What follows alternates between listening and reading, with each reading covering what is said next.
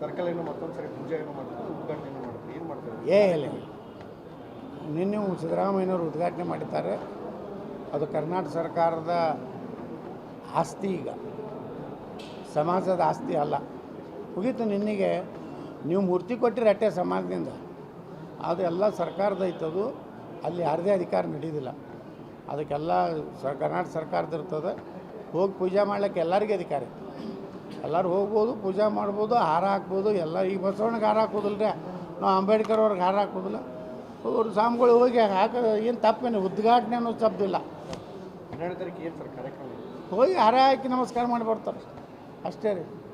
ಅಲ್ಲೇ ನಿನ್ನೆ ಗೈರಾಗಿದ್ರು, ಬಂದಿದ್ದಿಲ್ಲ ಫಂಕ್ಷನ್. ಯಾರು ಅವ್ರು ನೋವು ಐತಲ್ರಿ, ಸಮುದಾಯದ ಮೇಲೆ ಲಾಠಿ ಪ್ರಹಾರ ಮಾಡಿದ್ದು ನೋವು ಇದೆ.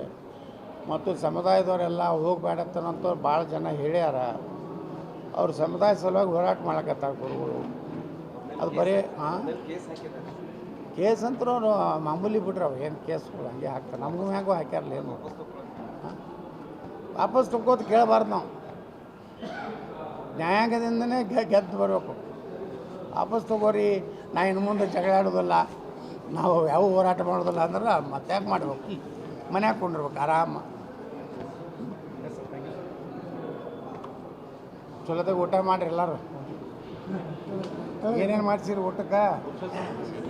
ಶೇಂಗಾದ ಉಳಿದ್ರಿ, ಸಜ್ಜಿ ರೊಟ್ಟಿ, 2 ಥರ ಪಲ್ಯ ಅದ ರೀ.